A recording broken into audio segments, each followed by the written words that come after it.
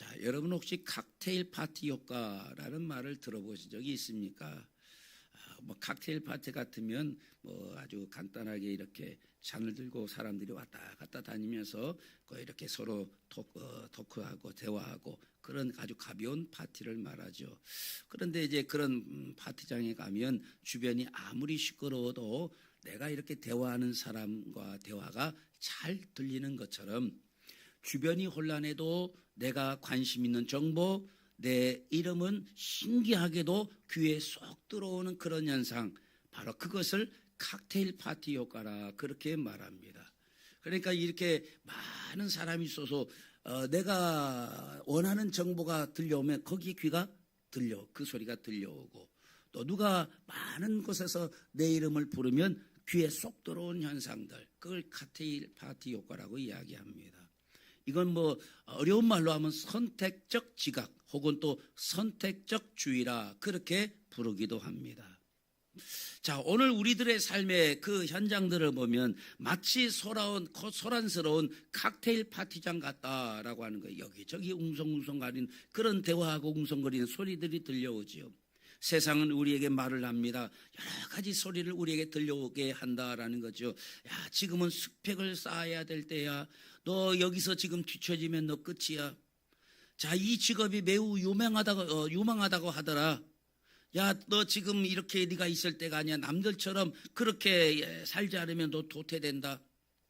자, 이런 세상의 목소리들이 우리 청년들 주변에 만약 폭포수처럼 쏟아진다라는 거죠. 이렇게 세상의 소리만 쏟아지느냐? 그렇지 않습니다. 내 안에 있는 욕망의 소리도 우리에게 소리를 냅니다. 야, 너 좀 편한 길로 가. 남들도 다 그렇게 살아. 또 내 안 속에서 일어나는 불안은 나에게 또 소리를 칩니다. 야, 내가 진짜 잘 될 것 같아? 너 지금 불안한 미래를 위해서 준비해야지. 자, 이렇게 수많은 소리들이 우리의 귀에, 우리의 심령께 들려온다라는 거죠. 자, 이런 혼란스러운 세상 속에서 여러분 지금 누구의 음성에 주파수를 맞추고 있는가라고 하는 거예요. 오늘 전하고자 하는 말씀이 바로 그렇다고 말이죠. 수많은 정보들, 수많은 이야기들, 또 여러분 속에 욕망이 전하는 말, 여러분 속에 불안이 여러분에게 외치는 그 수많은 소리들 속에서 과연 여러분은 누구에게 주파수를 맞추고 누구의 소리를 들으며 살아가고 있는가라고 하는 거예요. 오늘 주님은 우리에게 말씀합니다. 양은 그 음성을 듣나니 그래서. 이 말씀은 그저 단순한 지식의 문제가 아닙니다. 이건 생존의 문제라는 사실입니다. 여러분 아까도 오전에도 말씀드렸잖아요. 양은 앞을 그 3m 이상을 잘 보지를 못합니다. 앞이 잘 보이지 않는 양에게 목자의 음성이라고 하는 것은 길이고 생명이기 때문에 양은 목자의 음성에 귀를 기울일 수밖에 없다라는 거예요. 수많은 소리들, 수많은 그 소리들 가운데 양은 오직 목자의 음성에만 귀를 기울이게 되는 거예요. 왜냐? 앞이 보이지 않고 그의 생명은 목자의 음성 가운데 있기 때문에 그렇다라는 것. 오늘 말씀을 듣는 동안 우리를 향한 하나님의 세밀한 음성을 회복하시는 시간이 되시기를 간절히 소망합니다. 오늘 본문 6절을 보면 이렇게 기록합니다. 예수께서 이 비유로 그들에게 말씀하셨으나 그들은 그가 하신 말씀이 무엇인지 알지 못하니라 그랬어요. 자, 이것은 이제 그 당시에 바리새인들이라든가 또 많은 유대인들 그들에게 전하는 이 말씀을 그들이 들어도 모르더라고 말이죠. 다시 말하면 여기 보면 목자의 명확한 음성을 듣고도 알지 못하는 사람들이 등장해요. 여기 전하는 사람은 누가 전하는 거예요? 예수가 전하는 것 아닙니까? 예수께서 비유로 이 말씀을 예수님이 전하셨어요. 여러분 이것은 스피커의 문제가 아닙니다. 다시 말하는 화자의 문제가 아니라고 말해요. 예수님이 말씀하셨어요. 예수보다 더 정확하게 말씀하시고 예수보다 더 능력 있게 말씀하시는 분이 누가 있겠어요? 그 예수님, 그분이 스피커로 화자로서 말씀을 전하는데 여기 지금 어떤 알지 못하는 사람이 발생합니다. 여러분 알지 못하는 사람이 발생했다. 이들이 누굴까요? 바리새인들이죠. 유대인들입니다. 종교 엘리트들입니다. 기득권자들입니다. 자, 그렇다면 이 사람들은 지성이 있어요, 없어요? 탁월한 지성을 가지고 있는 사람이에요. 많이 배운 사람, 율법에 대해서 능통한 사람입니다. 자, 그런데 그런 탁월한 지식을 가지고 왜 목자의 음성을 듣지 못하는가라는 거죠. 자, 그 비극적인 이유를 오늘 살펴보려고 하는 거예요. 자, 오늘 본문 3절에서 5절 말씀을 봅니다. 그가 자기 양의 이름을 각각 불러 인도하여 내느니라. 자기 양을 다 내놓은 후에 앞서가면 양들이 그의 음성을 아는 고로 따라오되 타인의 음성은 알지 못하는 고로 타인을 따르지 아니하고 도리어 도망하느니라 그랬어요. 자, 성경은 여기 양이 목자의 음성을 안다 그렇게 기록하고 있습니다. 여기 안다라고 하는 것은 단순한 어떤 정보를 식별하는 능력, 그것을 말하고 있는 것이 아닙니다. 그냥 여러분이 하는 어떤 말을 내가 알고 있어, 그런 차원에서 정보 획득을 하는 그런 차원에서 지식 알미 아니라고 말하죠.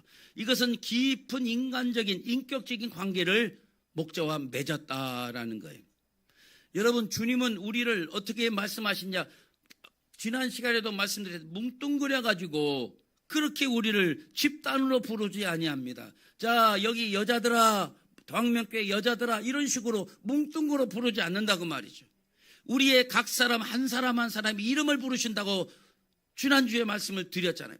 하나님은 우리의 이름을 알고 계신다고 말이죠. 여기 보면 양의 각각 자기 양의 이름을 부른다라는 거예요. 자기 양의 이름을 각각 불러 그랬어요. 그리고 그렇게 인도하신다라고 하는 거예요. 세상은 우리를 여러 가지로 부르죠. 군에서는 뭐 군번으로 부르기도 하고, 학교에서는 학번으로 부르기도, 너 몇 학번이야? 하면서 학번으로 부르기도 하고, 또 회사에서는 사번으로 부르기도 하고, 또 어떤 데는 야, 넌 연봉 얼마야? 하면서 그렇게 그 사람을 연봉으로 그렇게 이제 평가하기도 합니다. 자, 이렇게 여러 가지로 세상을 우리를 부르지만, 그러나 우리 목자이신 주님은 한 사람 한 사람을 이름으로 부르신다는 것을 여러분 기억하시길 바랍니다. 자, 11조 많이 내는 아무개 집사, 11조는 쥐꼬리만큼 내는 아무개 집사, 그렇게 부르지 않는다고 말이야. 너희 연봉이 얼마냐, 너희 수입이 얼마냐, 하나님 우리를 그걸 따지지 않는다고 말이야. 내 사랑하는 양이라 이름을 부르신다 그 말이에요. 여러분, 하나님은 우리의 이름을 아신다라는 것은 무엇입니까? 한 사람 한 사람 개인적으로 하나님이 관심을 가지고 보고 계신다라고 하는 거예요. 여러분이 밤새 흘린 그 눈물의 의미를 알고 계시고, 왜 그렇게 밤잠을 이루지 못하고 새벽녘까지 뜬 눈으로 밤을 지새야 되는지 아무에게도 말하지 못하는 그런 상처를 하나님은 아시고 계신다 그 말입니다. 바로 그분이 여러분의 이름을 하나 한 사람 한 사람 불러가며 여러분을 인도해 내신다는 사실을 기억하시길 바랍니다. 그러니 적어도 정상적인 양이라고 한다면 진짜 목자가 누구인지를 알 거라 그 말이에요. 자기 목자의 음성을 알기 때문에 목자가 아닌 다른 사람의 달콤한 소리로 유혹한다 할지라도 따라가지 않는다 그 말이에요. 오히려 야, 이거 나 끌고 가서 엉뚱한 데 끌고 나 이렇게 하려는 거 아니야? 도망간다고 말이에요. 그렇다면 여러분 한번 질문해 보세요. 여러분 지금 나의 목자이신 주님의 음성 잘 분별하고 있습니까? 세상에 여러 가지 화려한 제안들, 또 세상에 이런 그 여러 가지 음성과 소리들과 주님의 세밀한 음성과 충돌할 때 여러분은 세상의 소리에 반응을 하십니까? 아니면 주님의 세밀한 음성에 반응을 하십니까?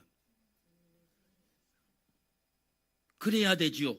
그래야 된다고 말이죠. 그런데 실상 우리의 모습을 한번 보자고 말이죠. 저한테 대답하려고 목소리 내지 말고 속으로 생각하시라고 말이죠. 왜냐, 내놓으려면 자꾸 이렇게 그 정답을 내놓으려고 하는데 우리 실존을 보자고 말이죠. 세상에 수많은 소리를 들을 때 우리가 어떤 소리에 반응하냐고 말이죠. 주님의 세미한 음성보다 세상의 소리에 더 반응을 보일 때가 많다고 말이죠.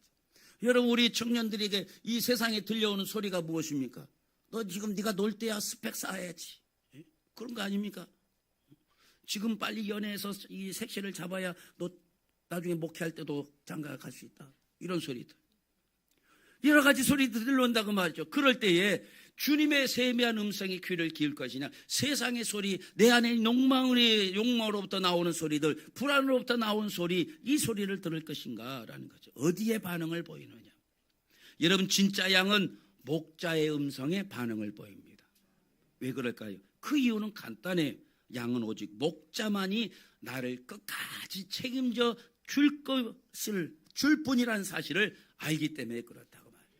그러니까 이 양을 꼬시려는 목자가 그냥 목소리만 꼬시겠습니까? 뭐 맛있는 거라도 던지면서 꼬시겠죠. 눈에 보이는 것을 던져주면서 꼬시겠죠. 뭐 양 같으면 뭐가 맛있는 건지 모르겠는데, 하여튼 강아지 같으면 뭐 생선도 대가리겠고 뭐 오징어도 되겠죠.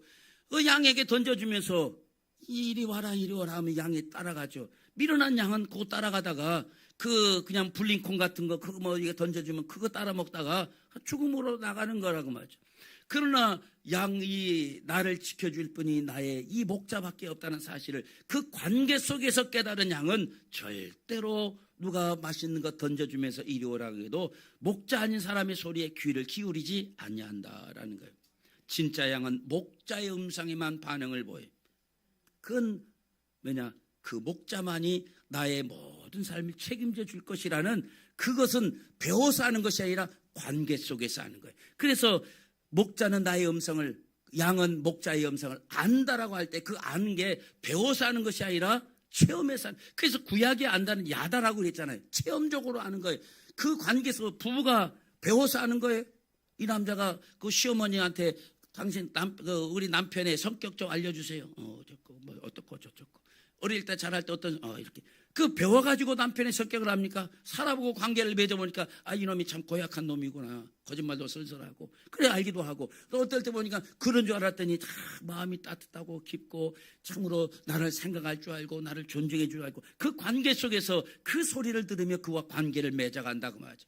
이 양은 그 관계 맺음 속에 목자의 음성을 듣는다라는 거예요. 여러분, 이와 같이 절대적인 그 목자를 향한 지각이 있는 양은 목자의 음성에 목숨을 거는 줄로 믿으시길 바랍니다. 왜냐? 이 목자를 떠나면 나는 죽는다. 이 절대적인 자각이 있는 양은 절대적으로 목자의 음성에 목숨을 거는 거라고 말이죠. 여러분은 누구에게 여러분의 인생을 책임지도록 맡기고 계신가라고 하는 것입니다.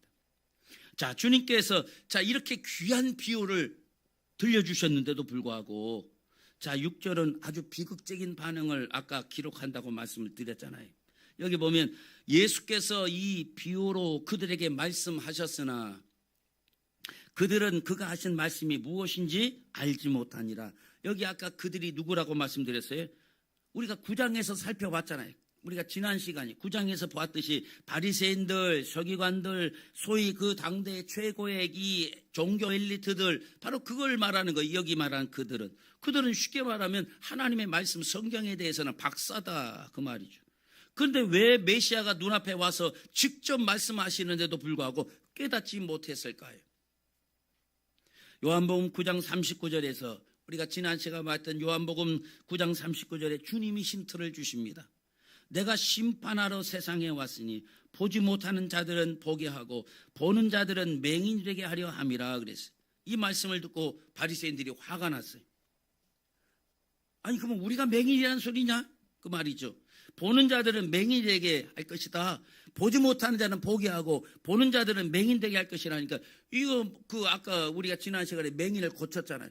그 눈을 뜨게 했어요. 그게 메시아가 나타난 증거라고 말씀드렸잖아요. 그런데 보는 자들은 오히려 맹인이 되게 하겠다라고 하니까, 그럼 우리가 맹인이냐? 그런 반응이 나온 거죠. 그럴 때 주님이 대답하시기를 너희가 본다고 하니 너희 죄가 그대로 있느니라 그랬어요. 이 말씀의 본의는 그거예요. 원래 뜻은 그거예요. 차라리 너희가 앞을 보지 못하는 맹인이었다라고 한다면 마음이 가난하고 간절해서 메시아인 나를 찾고 구했을 것이라 그 말이죠. 근데 스스로 너희가 보는 사람이다, 종교 지도자라고 그렇게 부르며 영적으로 나는 보는 사람이다라는 영적인 우월감에 빠져 있어서 오만한 마음을 갖게 되니까 오히려 오신 메시아를 만날 기회를 놓쳐버리고 말았다라고 하는 거예요.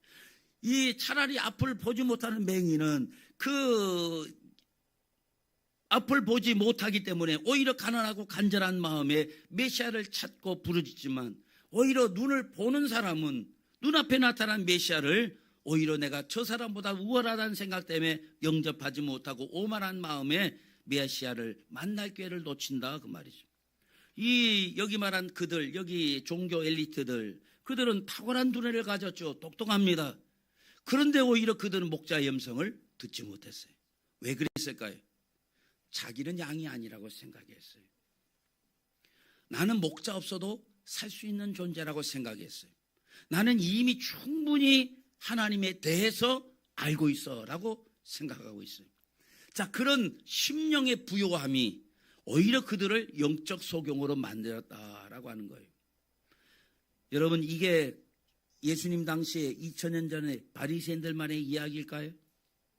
여러분, 오늘날 교회 다니면서도 자기의 어떤 신앙의 경력들, 내가 30년 예수 믿었는데 20년 예수 믿었네 하는 이 신앙의 경력들, 내가 성경을 많이 알고 있다라고 하는 이와 같은 것들이, 이 내가 누구보다도 이 주님의 말씀에 내가 우월하다고 하는 그런 사람들이 있지요. 그 오만한 마음이 주님의 음성을 그냥 비유로만 아는 것으로만 그치게 하고 말았다라는 거예요. 여러분, 우리는 주님이 없이는 살 수 없는 양이라는 사실을 믿으십니까? 나는 이 목자 대신 이 목자가 없으면 살 수 없는 그런 연약한 양임을 고백하고 살고 계십니까?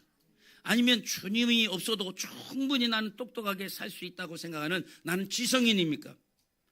여러분, 스스로 양임을 인정하지 않는 자에게 목자의 음성은 결코 들려지지 아니할 것입니다. 자, 주님은 자신을 목자라고 하셨어요. 자, 목자라고 하신 뒤에 7절에 아주 파격적인 선언을 하십니다. 자, 여기 보면 나는 당신을 뭐라고 부릅니까? 양의 문이다. 중동의 이 목자들은 들판에서 양을 치잖아요. 우리야 뭐 집에 뭐 우리가 있든지 뭐 외양간이 있든지 뭐 우리가 있으면 이렇게 하다가 이 풀을 뜯기다가 다시 집에 들어와서 우리에 집어넣는데, 여러분 그 중동 지역의 광야를 보세요. 거기는 갔다가 왔다가 할 수 있는 게 아니에요.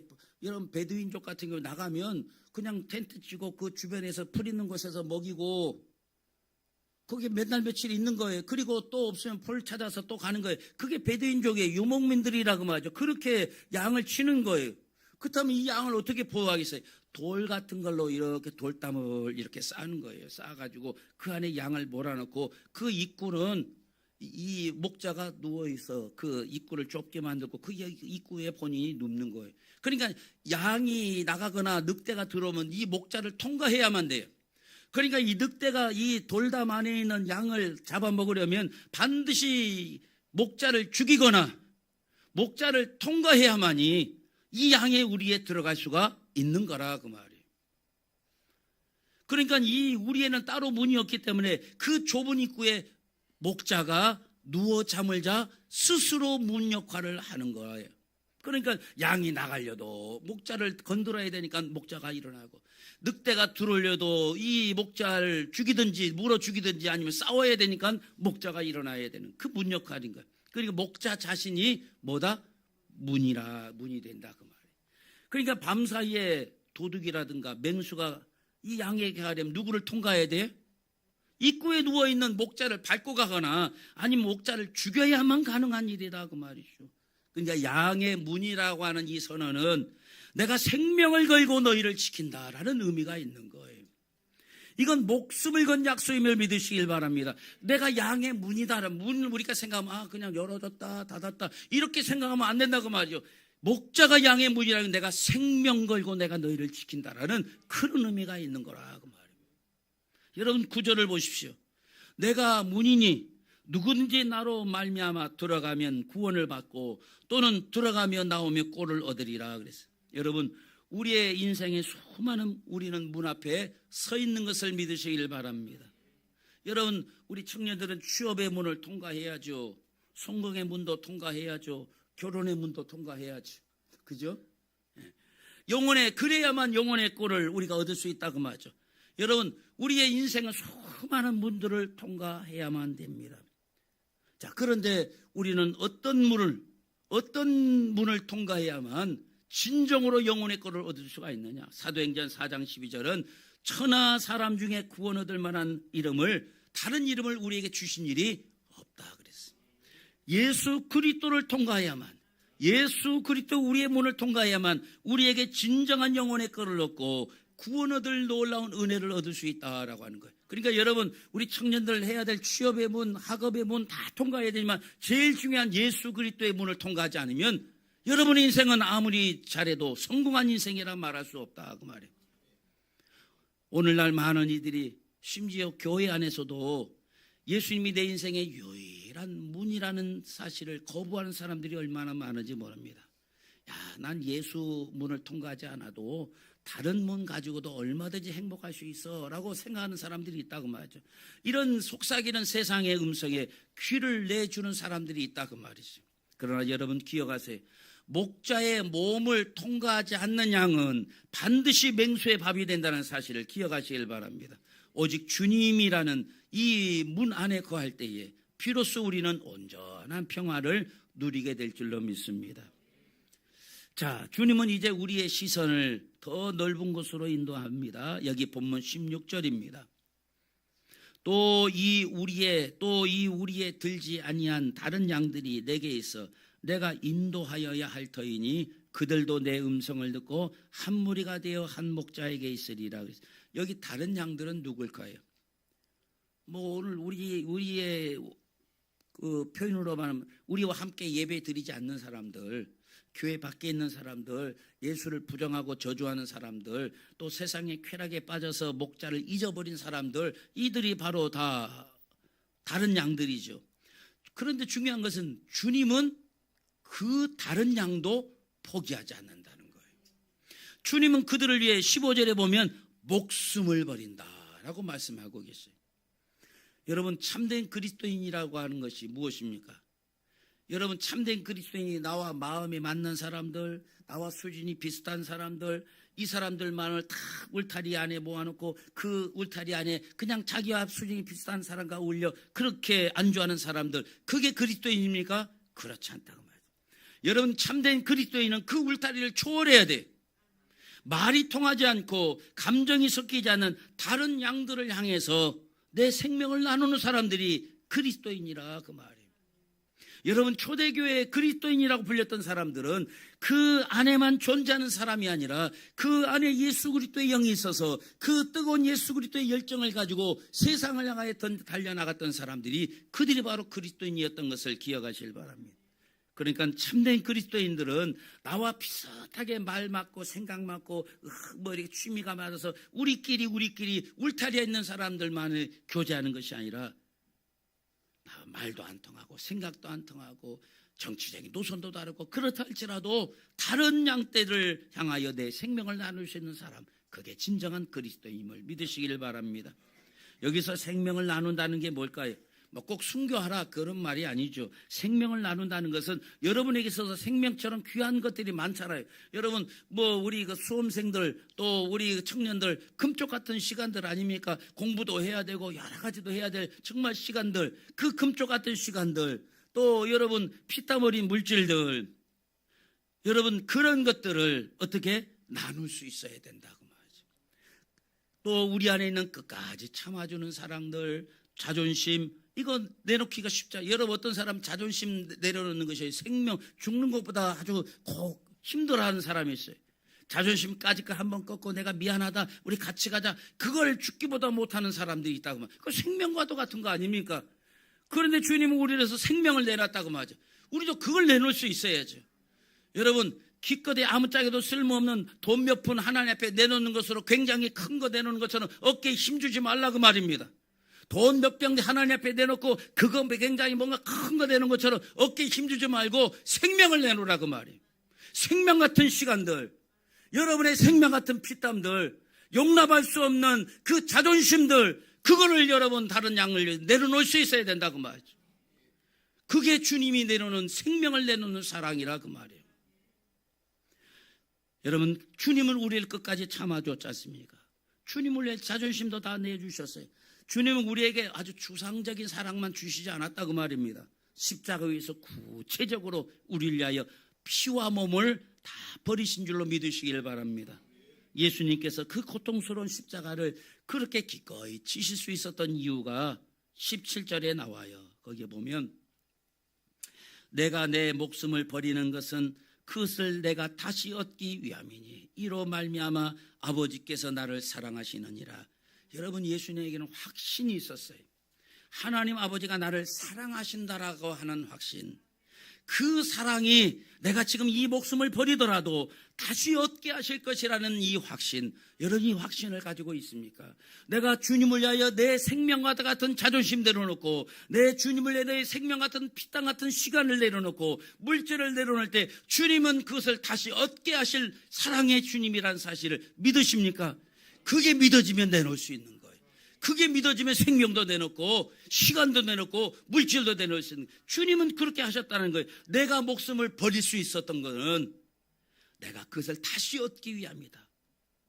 이로 말미암아 아버지께서 나를 사랑하시느니라 그랬어요. 여러분, 버리는 사람이 또 얻게 되어지는 거예요. 여러분, 아브라함이 100세에 낳은 아들, 눈에 넣어도 아프지 않을 아들 아닙니까? 그 이삭을 바칠 때 어떤 마음이었을까요? 그냥 죽여서 하나님께 드리는 게 아니라, 여러분, 제물로 바쳤다잖아요. 제물이 어떻게 바치는 거예요? 각을 뜨는 거예요. 내장을 끄집어내고 머리를 자르고 다 잘라내는 거예요. 여러분, 자식을 잘라내고 내장을 꺼냈고 배를 가르고 그 일을 할 수 있습니까? 그게 제물인 거예요.